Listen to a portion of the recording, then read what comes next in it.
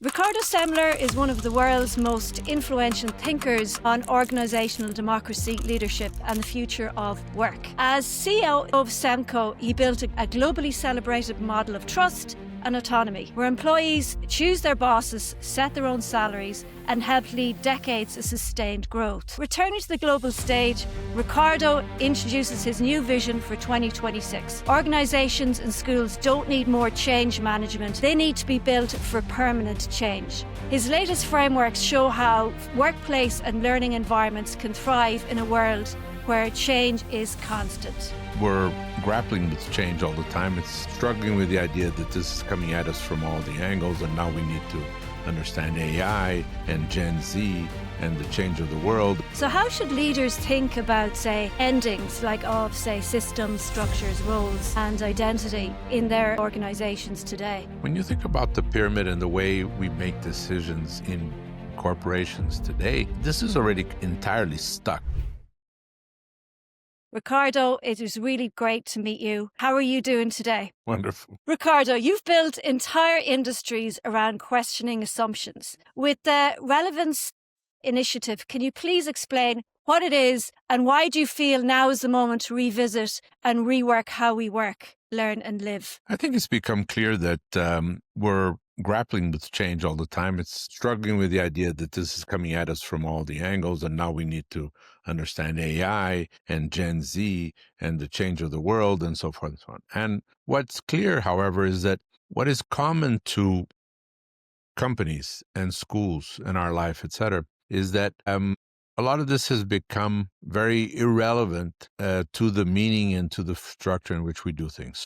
The pyramid as it exists, where every time it's becoming more dysfunctional with people at the top making 50 or 100 times what people at the bottom make. And so it's become very top heavy. At the same time, we're looking at AI, it's going to hack off parts of that pyramid, very dysfunctional design. So the question is, what is a relevant piece of work for somebody who's young or anyone who is also tired of this work within a pyramid and just trying to make marginal change? And so we have companies all the time with new programs and new efforts to motivate people out of a situation in which they're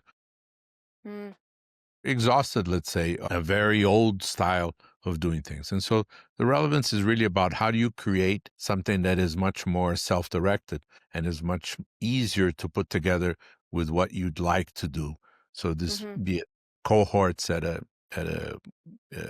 company, be it small groups of students who self-direct even in high school. So it's a completely new format, which finally says, okay, here's an organizational structure that has to do with these fears of change that we're all living in. So as part of that, you're launching three major ideas: the end of bosses, the end of school, and the end of forever.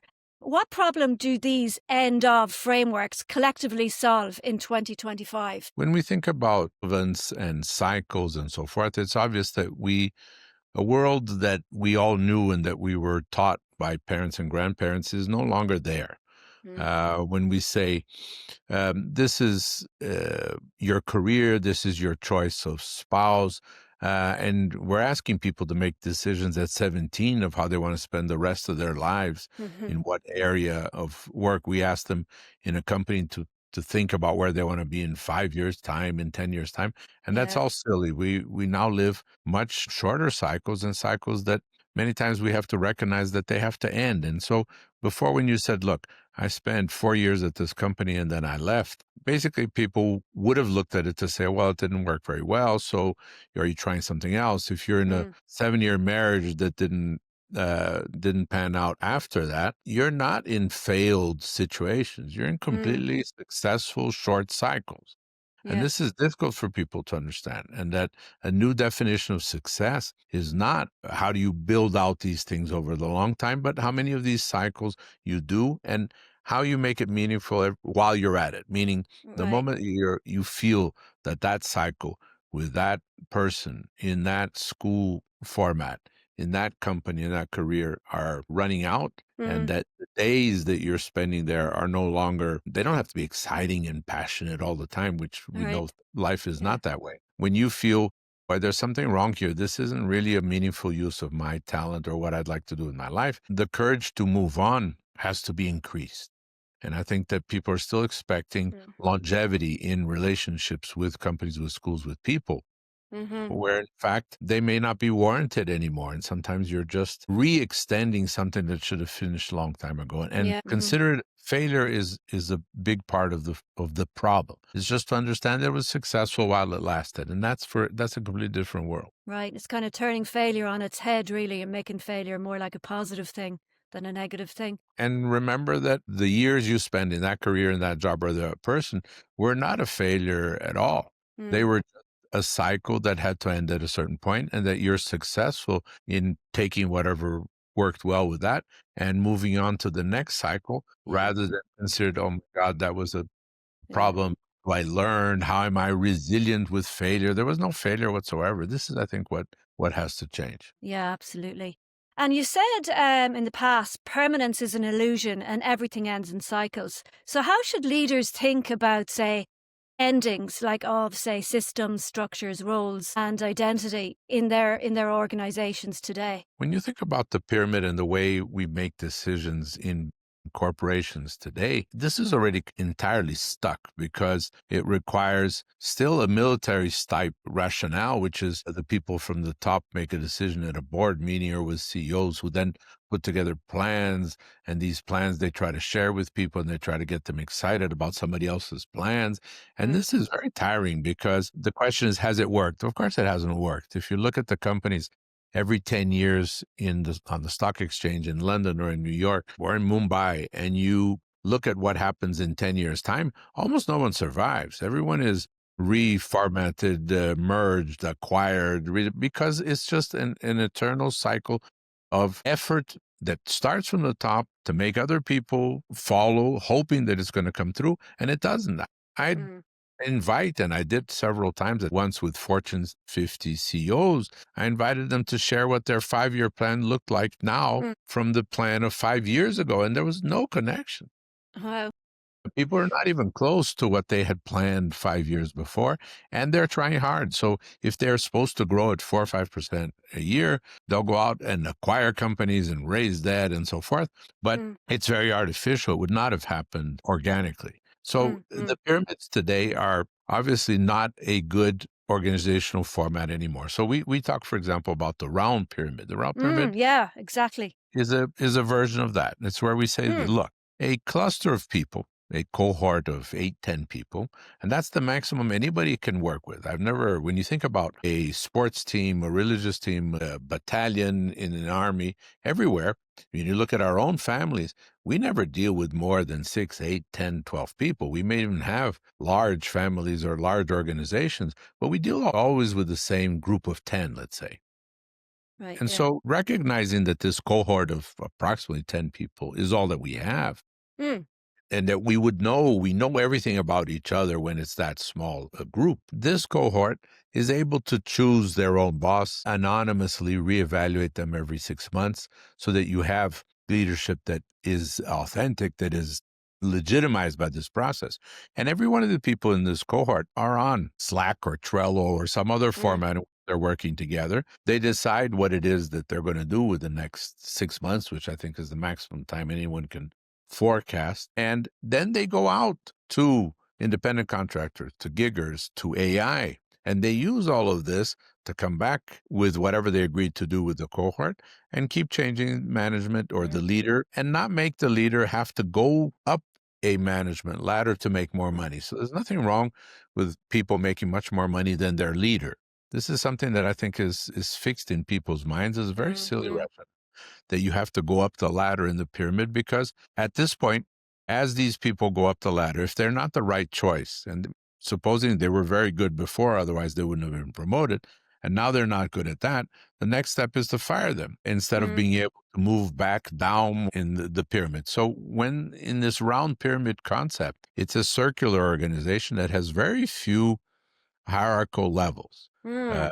the maximum is actually the, let's say, CO board, etc. Mm. One next level of what we call coordinators, and then you're at the cohorts. End of story. So this whole Right. idea of having 6 levels, 8 levels, 11, it was just completely obsolete. And Yeah, people are yeah. still doing this in banks and in large corporations, but they are having a hard time understanding why they can't find Gen Zers who want to work 9 to 5 in a 6 level pyramid. It's just silly. They're completely outmoded. And so the question is, what kind of a format? And this one of clusters with self-managed peoples and so forth. This is a completely different Mm-hmm. format. Entirely fits Gen Z, entirely Yeah. fits AI, entirely fits the world today, so that you don't have to work on change management and marginal change all the time. I mean, I love the concept, but I'd say many leaders, if you were to say suggest that into organizations, I'd say a lot of leaders would fear losing that kind of control that they have. So how would you say, what would your kind of argument be for why trust scales better than control, especially in a hybrid and AI enabled environment? When I talk to CEOs of large companies and chairmen and board members, et cetera, I realize that the smart ones, of which there are many, Mm-hmm.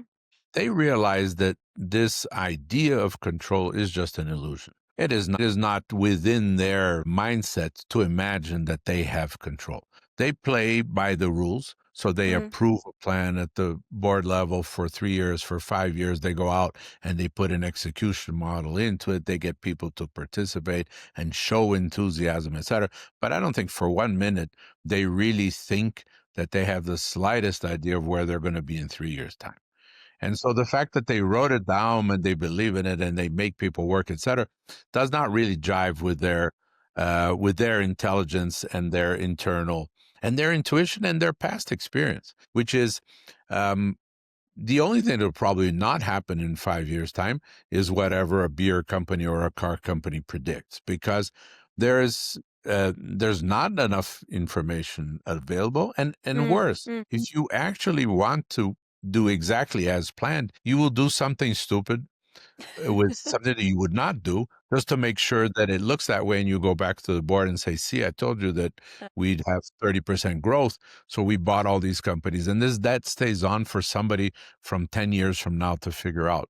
I don't think that smart CEOs and chairmen have this illusion that they actually have controls. Giving Mm-hmm. up that illusion of control in exchange for people who are really interested or committed for the first time is a dramatically better interchange than what they have today. Okay, okay.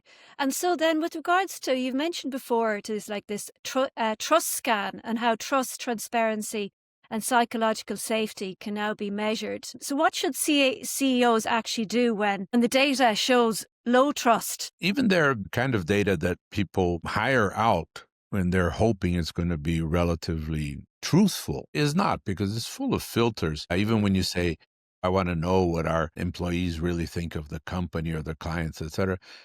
These, starting with anything as simple as a monkey survey and very complicated diagnostics done by large consulting firms, they're fundamentally flawed because they are set up in a way that does not give people the real assurance that they're being anonymous about their opinions. And so a truth Mm-hmm. scan and a truth selfie, to me, and that's what we've been working on now for a few years, is something that measures what the company really is. And it's always a surprise to the CEO. It's always a surprise to the board, because it asks a much wider audience. It pulls data from Reddit and Glassdoor and Indeed Mm-hmm. and versions of that people have in social media about these companies. But it also pulls information from former clients and former employees and former suppliers. And that adds up. That truth scan is always an enormous shock to CEOs, and then because they live with the very comfortable assumptions that, oh, we need to get a little bit better on this. No, most companies are dramatically further from their self-image than they imagine. And then they realize, okay. And you said before, when you show the map, people choose the path. So what are the modern equivalents of showing the map in 2025, 2026, especially for distributed teams? I think it's getting every one of those clusters that have independence, or that should have independence, to look at themselves, look at what they're doing with these metrics. Truth is one of them, but even with the metrics that they put together, which is to say, look, guys, we are 8 people here. We're selling. How many of these widgets do we have to sell per week? 56. Okay, go off. Don't tell me anymore how hard you're working, what time Just you do came it. in the morning, where the heck you are in the world. Just do 56 widgets and we'll be okay. All And right. this is very scary for people, but it's very obvious for a Gen Z person or for somebody who's been Mm, in for 30, 40 years. These people are mm, equally ready to say, yeah, let's get rid of all of this intermediate stuff and these manuals and these rules and these proceedings and mm, how we're supposed to act and and then you don't need the ping pong tables and the bean bags and so forth and the free coffee to say, yeah. guys, this is a bit more fun. I'm going to give you a massage once a month. What the heck? This is not what people want anymore. They want to go home. Yeah, They yeah. want Or to yeah, they want free. They want to do leave it something free. that uses their talent freely, that gives them the option of how to work.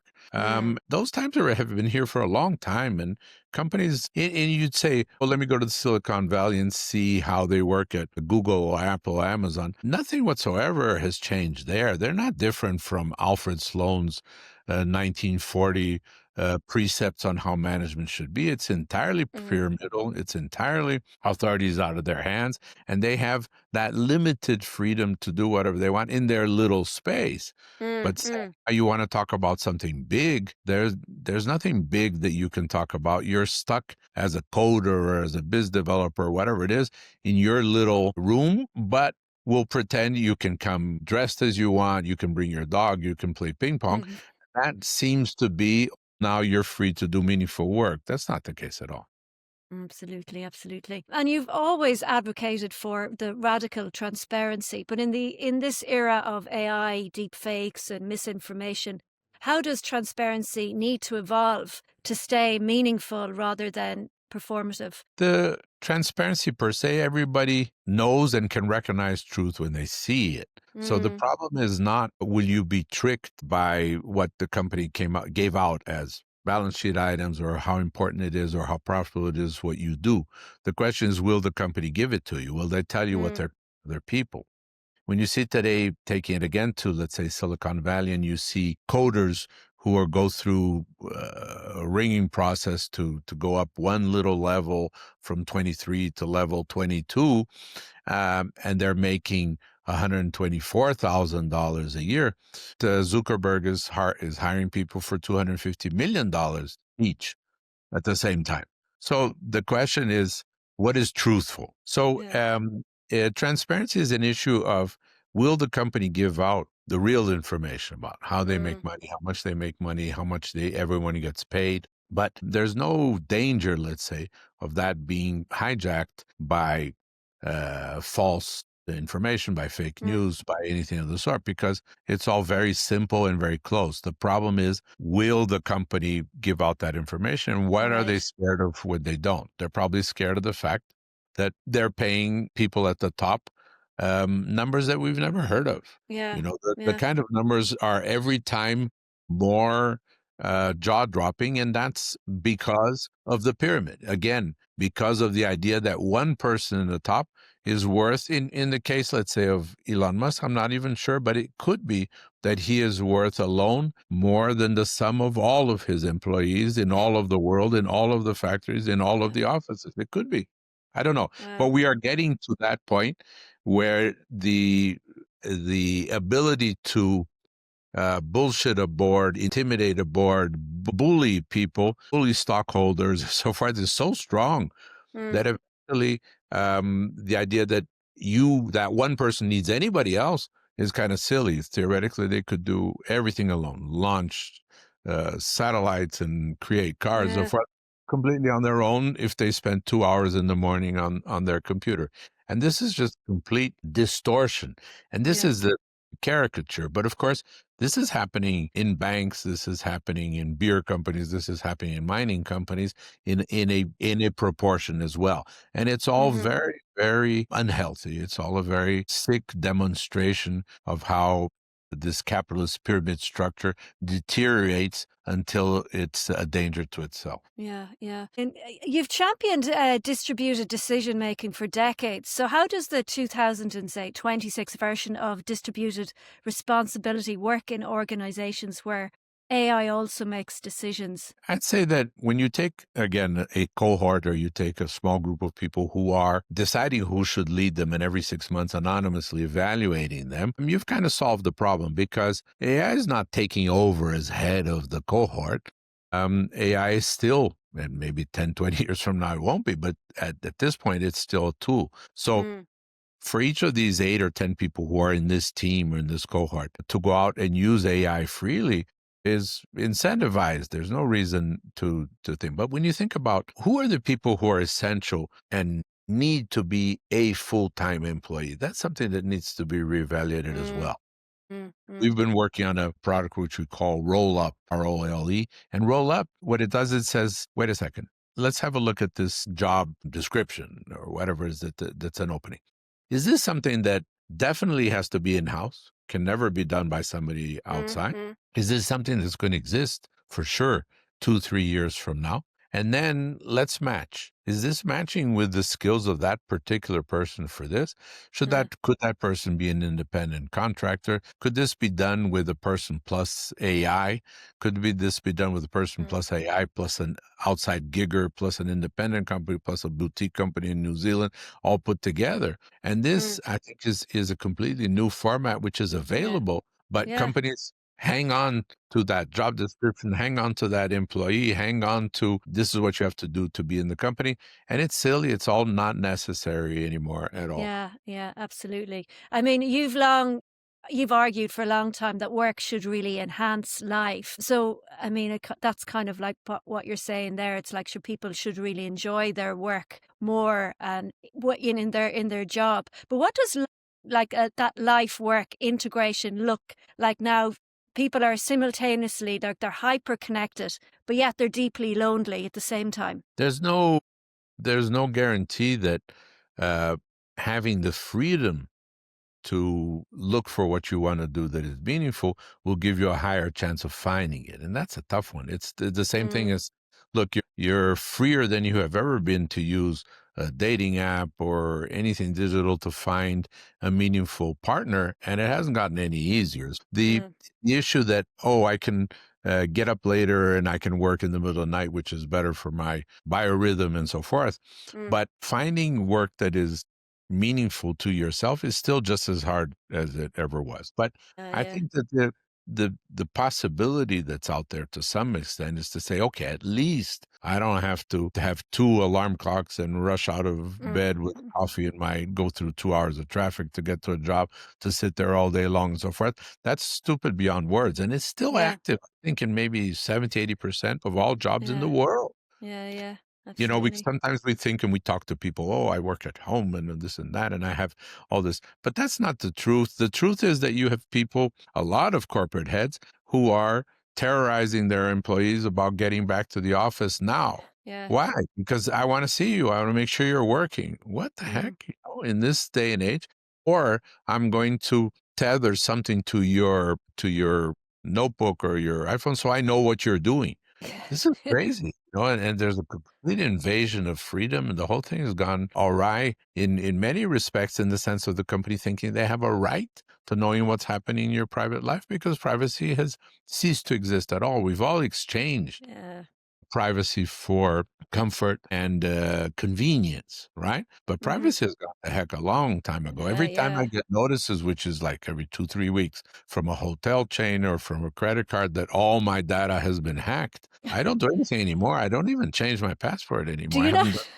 I haven't for 10 years, Okay. because it's so ubiquitous, Yeah. the hacking, and everybody's data is everywhere. Forget it, The Yeah, yeah. CIA has it, and the NSA has it, and the credit card company has it, the airline has it. Everybody knows Right. everything about you. So that privacy has been exchanged, but Yeah. what we're getting in terms of freedom is not enough. The idea is Mhm. that if you are in a cluster in a company and you're doing work there, but you have the freedom to work for other companies or to do other things you like, you're increasing your chance. But the chance that you're going to find love and passion and excitement in a job are limited. But at least Yeah. we've gotten you out of the coffee plus traffic plus getting to work That plus excusing yeah. yourself for being 5 minutes late. Right, right. The rat race. I know, Ricardo, we don't have much time left, but I did want to just ask you a quick question or two about education, because I know you were involved in the Lumiere Institute for a long time, which is a new kind of type of school. And now I think you're pioneering this thing called the untethered school.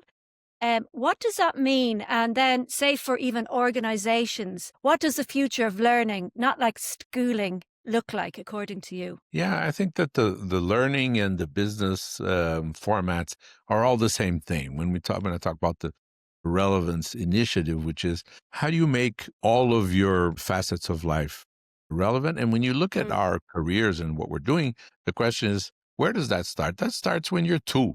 That starts before kindergarten. We already say, sit down Yeah. and shut up for 15 minutes. I'm going to do this. And then now you have to learn this. And all of our schooling experiences have been dismal. It's just that Mm. they were just as bad as they were for our parents or for somebody else. So we're accustomed to, and we say, school is not supposed to be fun. It's just a heck of a haul that I need to get through to move on to something else. But the idea also that it is completely centered on and directed towards adults, Right. as Yeah. schools these look more like juvenile delinquency facilities, right?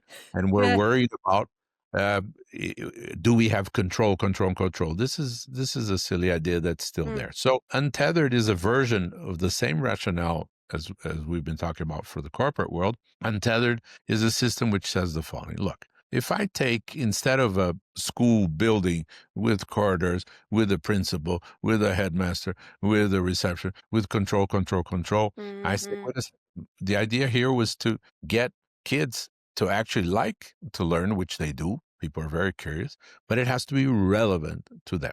So what we did in this school, now they're called the Novalumi schools. These Novalumi Okay. schools in the untethered model is one in which we say to kids, look, here's a digital version of the curriculum that we want you to get through, but it's not about learning a chemistry formula or learning trigonometry. It's Hmm. learning how to think through these processes because the answer is Yeah. right there on Google and AI within Yeah. 30 Yeah. seconds. Hmm. So this structure of thinking and understanding the world that you're going out to at 17 as a citizen is what interests us. Again, it's a cohort of maybe 8, 10 kids, Mm. and picture them really, let's say, in kind of a warehouse situation or something that used to be a store or something of the sort. Now you have 10 kids there who show Mm. up because Mm. parents are always concerned about warehousing their kids somewhere during the day to know that they're safe and that they're Yeah. moving around. So let's say you have some of these teens at this place, and it's just full of couches and has a few big screens, right?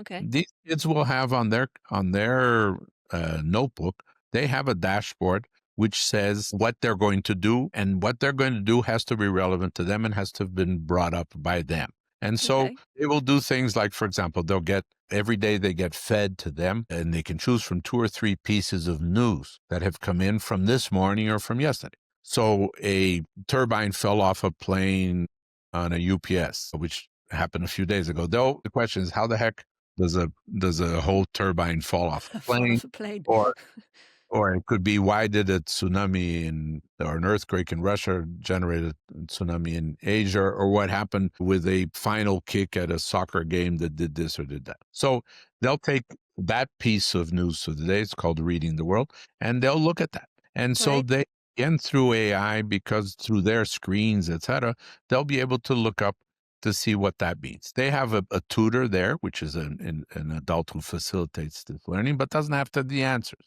The idea that a teacher has the answers is a very old concept. They're not Mm. updated. They're not nowhere near as good as Google or AI answering questions. So this is a tutor who is a counselor, who is a mentor, who is a facilitator, a guide that helps them try to understand the world. Mm. They can go out and they will hire from a hub.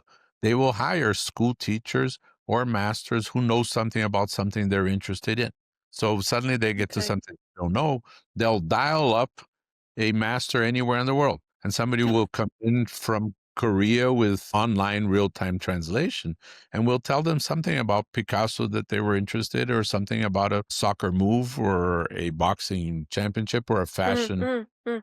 outfit that they didn't know about. And then the time they spend on TikTok or video game or anything of the sort, that is translated into curriculum. It ticks off items on the curriculum because All it right. generates skills, it generates talents, Yeah. generates Yeah. competencies, which we just try to get away. We say, prohibit the smartphone, don't let the TikTok into the room. But there's no amount of learning that they could get from TikTok if it's Mm, relevant, they're interested. And so right. the projects that they can look at are also based on the same thing. There is no project about Shakespeare or Thomas Jefferson that does not have Drake or Rihanna lyrics in it, that does not have hip hop, that does not have a viral trend of 2 days ago. And so this makes the whole thing relevant. And for the Mm, first time, you can tick off items of chemistry and math and history and geography a heck of a lot better with an right. enormous amount of retainment because it was relevant. So this is the basic concept, which is not different to a company, is not different to a personal relationship. And this is, I think, the common denominator between all this, that if you make it relevant to Mm. what people are interested or have talent for at that moment, the rest will solve itself. Yeah, yeah, mate, that's brilliant. I'd love to go to that kind of school if it was around. So, Ricardo, thank you very much for taking the time. I appreciate it. So, my last question: what is your plans? What are your plans for 2026? Um, in the world of keynote speaking, or in the world of education and or business, where will we see you? Yeah, I had over the years, going back to the 80s, really, I've never taken up the opportunity that publishers or the other people have given to say, "Oh, this is great. Let's do a minor sequel on this, a variation of that, and that way you'll be relevant and present and on and on." And I never wanted to do that because I Mm, felt once the idea was out there, it kind of did its own thing, mm, also ran out. And this to me now seems new. I don't see these clusters. I don't see untethered schools. I don't see companies that are round pyramids are they ready for mm. the future. So now it's fun and interesting again to go out there and talk about it and post about it, et cetera, finally again, because I feel again that it's an interchange and an Mm, exchange with the world, which is very valuable, very needed, this back and forth at this time, this dialogue. So I want to be able to do it, and whether it's keynotes or podcasts or talking to people, but it's really an exchange about this, which I think has excitement yeah. built into it, and I want to do that in 2026. Absolutely. Well, listen, that is brilliant and is so good. So good to speak with you. And I know we had a little bit of a delay earlier, so thank you for your patience. No And problem. Ricardo, we'll speak soon. Thank you so much, Rachel. See you Take then. care. Bye. Bye. Bye. Bye Bye. bye.